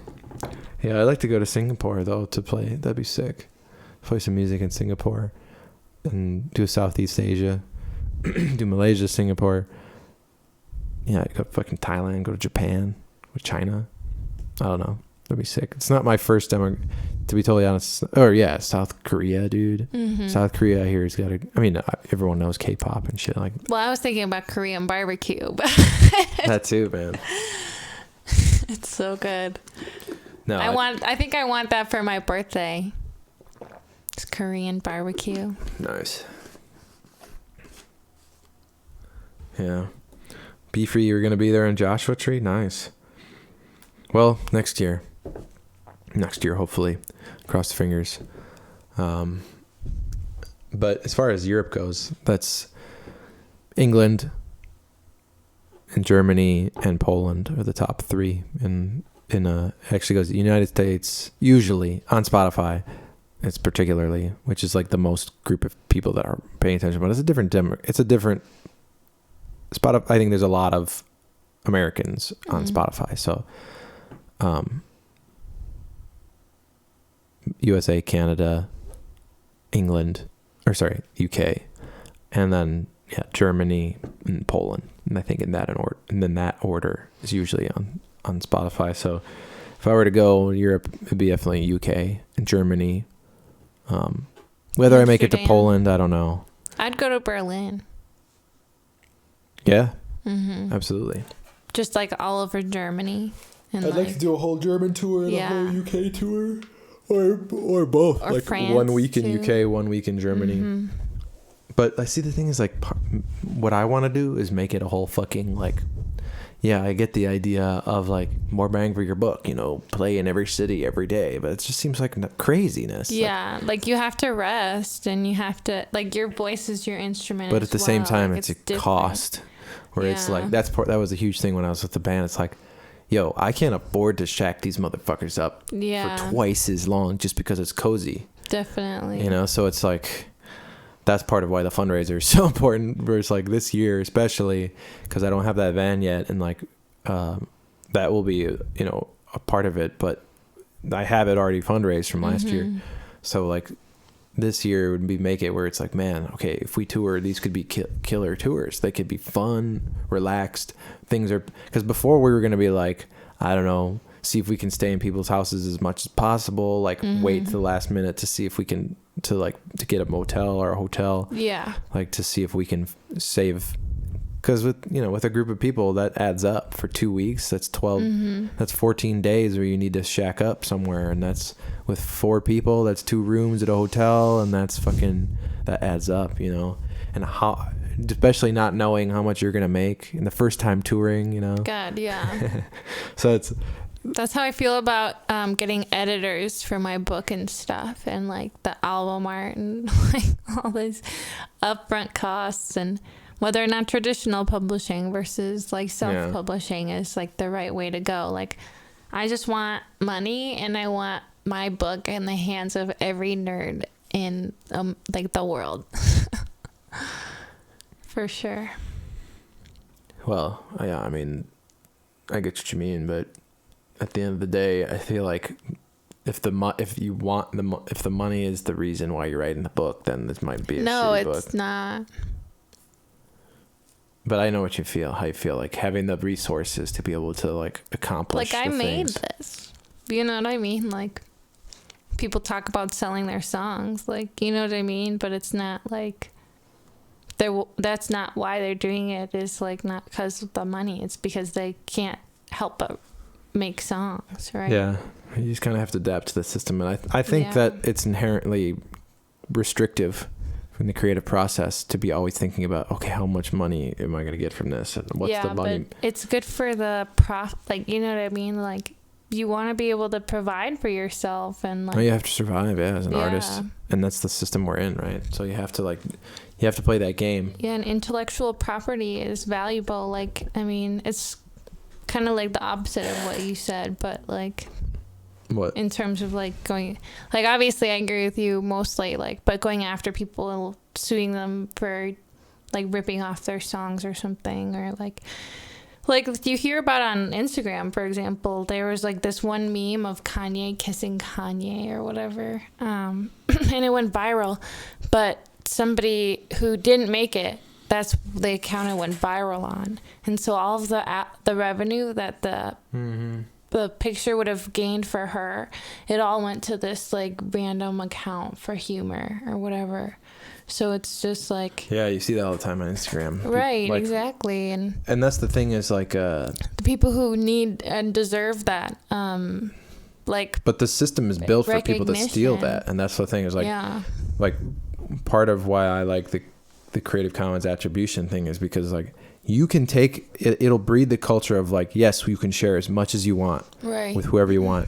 The only stipulation is that you give credit, right? So exactly. Like, and so like that's the thing is like, if that's the culture where it's like, okay, we can use whatever we want, but we have to give credit, then when that goes viral on that account, it's right there, right? Where is this from? Right and then there, you can go and follow the original creator. Exactly. So it's like, yeah, okay, well this channel or this channel is better at the virality and the better at the marketing, and that's the beauty of giving things for free is like you can allow other people to be your conduits, right? To like spread what it is that you're doing and working on.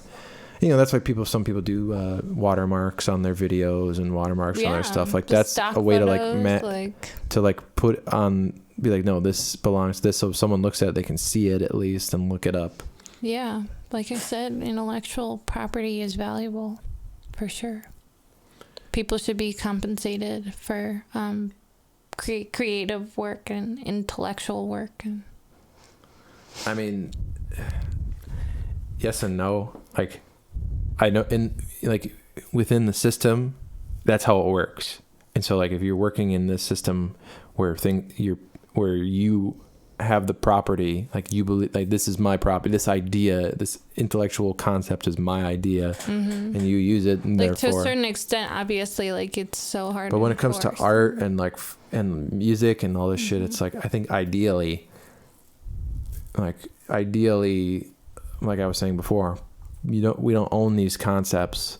Like I don't think ownership, property of like having some sort of possession, being possessed to the music or being possessed by it or whatever, like is necessarily the healthiest way for a creative thing. I don't know, if every year I psychologically abandon my music. I use it.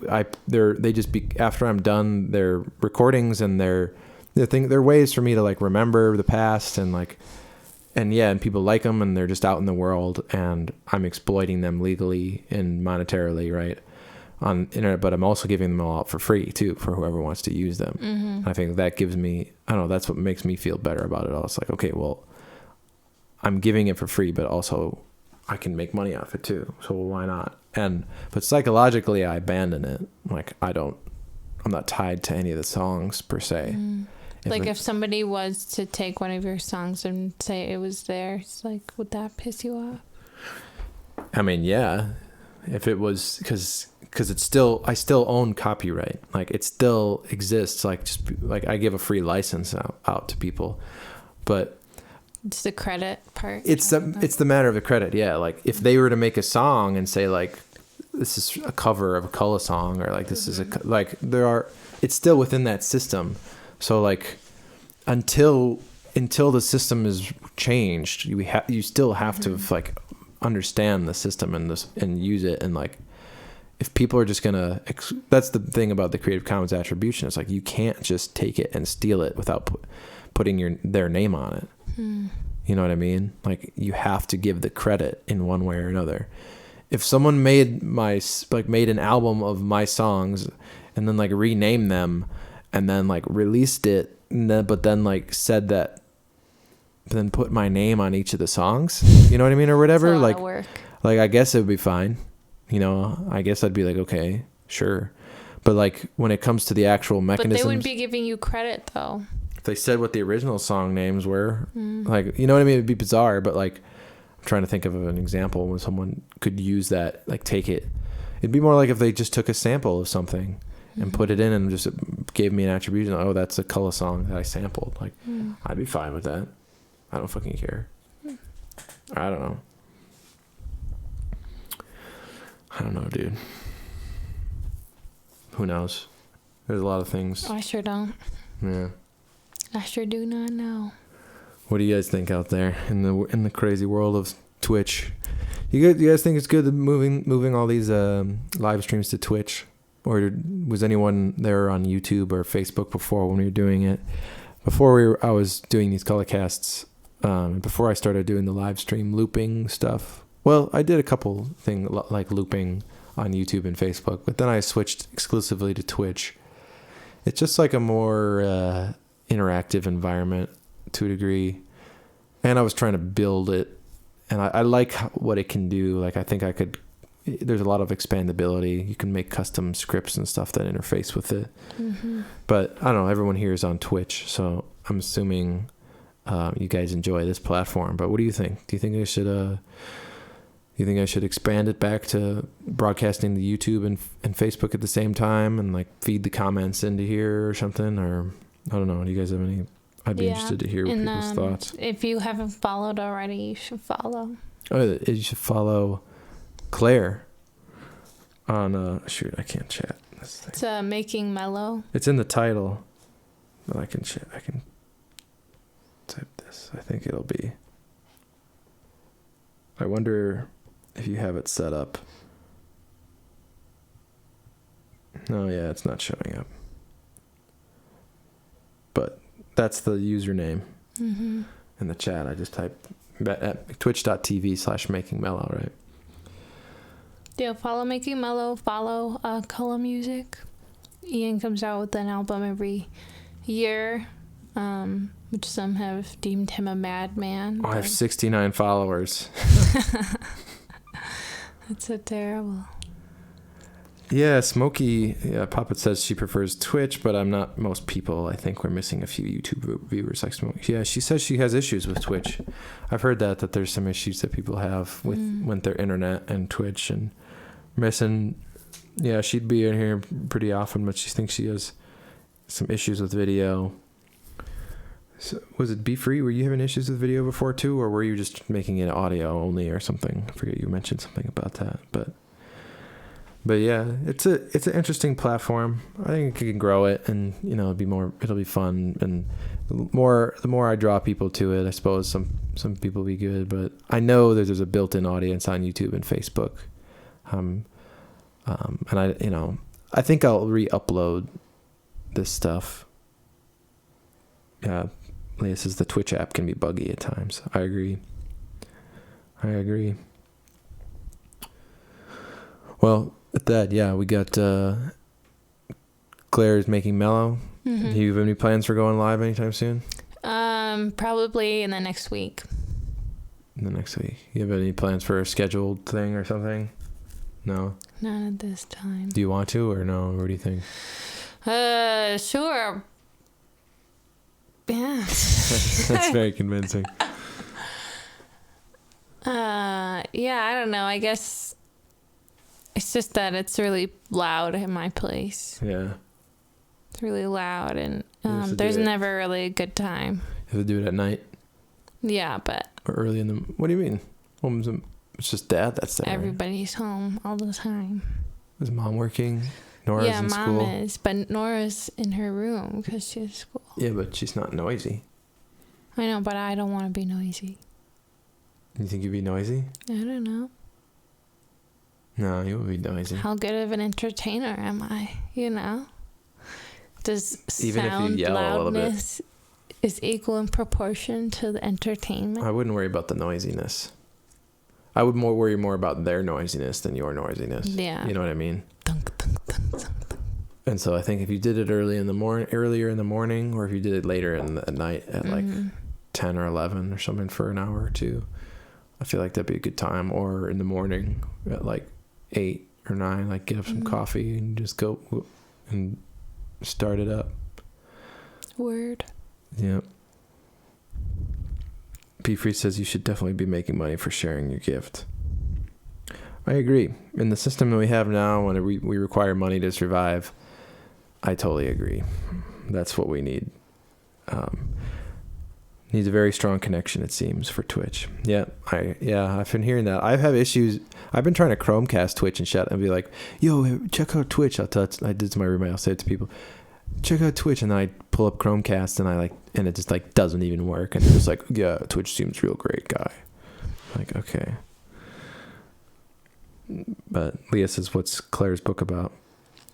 It's about humanity's last chance to continue. So it follows this astronaut, Olivia Hall, and her cohort, Ramsey. And they basically get sucked into a wormhole and crash land on a alien planet. But the people there are already in the middle of a 100-year war. 100-year war? 50 to 100-year war or something. Like a long time. 50 years of war? Is that a long time? Yeah, I for guess. sure. That's like a lifetime.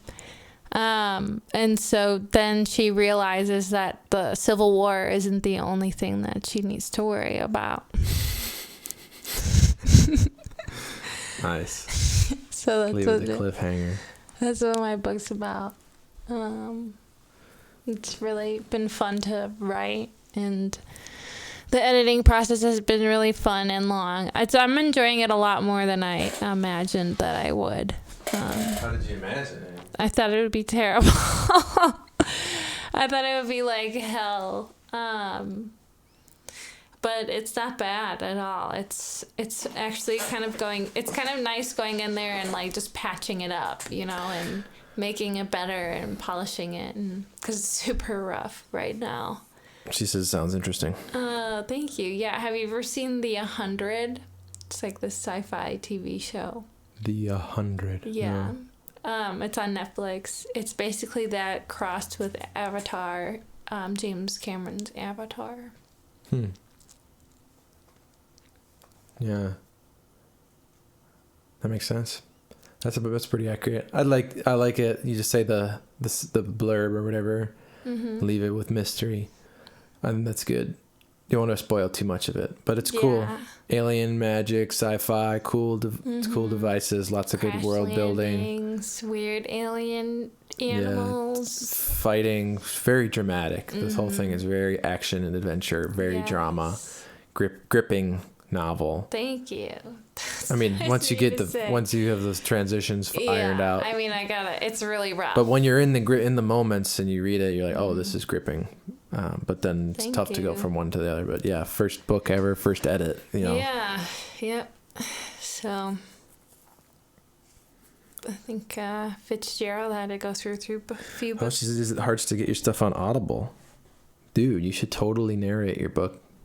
Or get someone to narrate it that you like. Yeah.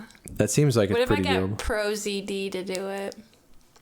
I mean, what was that reaction? That reaction was like that. That's never gonna happen. Why? I'll ask him nicely. I'll just send him a nice email. Just you and a million other people messaging him every day, probably. I need your voice. I think you need that might maybe for your third or fourth book. When you already have 1 million subscribers. Who's that Bob's Burgers guy?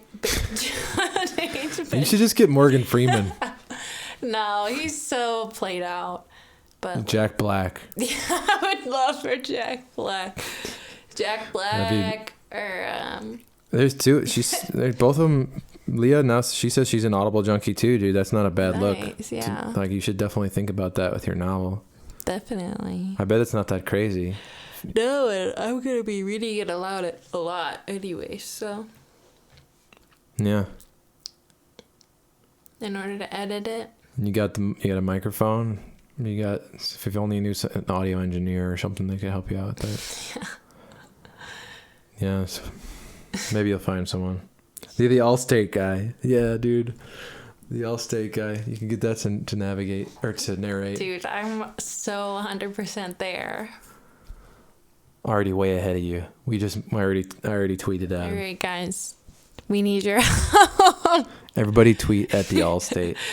Tweet at the Allstate guy to narrate my sci-fi action adventure. That's only on its first debut novel. It can't promise any money. Just a lot of appreciation. They got to fly to Milwaukee so we can record them. Yeah. Like, he needs to fly here. For sure. Would you want to... Yeah, I wonder. There's got to be some... There's probably some people you know with good voices. You should just be on the ear. Just listen now when you talk to people. Hear their voices. Then I'll be like, were you ever in forensics? Although I bet you have to... I know a lot of speech and debate people. Yeah, but I bet voice acting is a whole thing. Like, I bet just because someone's got a good voice, and you probably have to, like...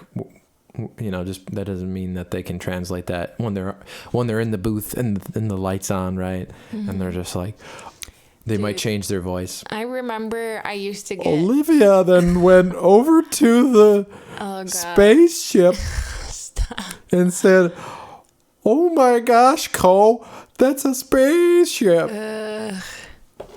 I'll narrate it for you like that. No. Oh, jeez, we're on a freaking alien planet. That's so cringy. Dang. Dang. Oh, wouldn't you know? Dang, that's a freaking alien. Oh, darn it. Gosh darn it, we crashed the spaceship. Ramsey, are you awake? Would you say we're lost in space? Yeah. Oh, don't I know it? But yeah, they do get lost in space. They leave our known universe.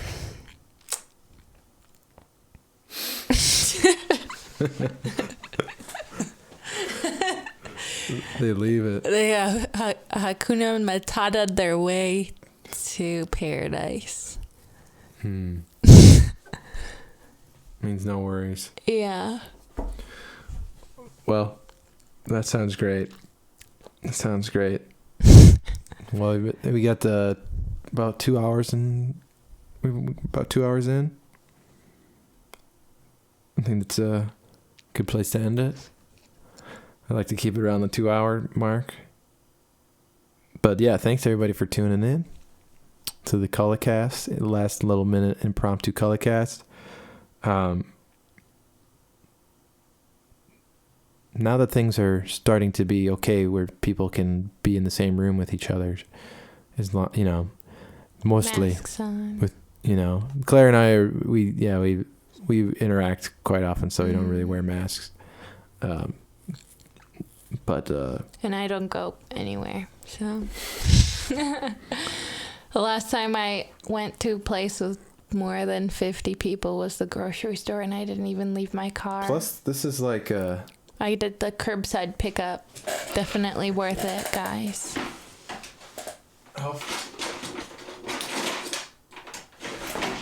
how far away is this? What are you talking about? 1 foot, 2 foot, Oh, 3 foot.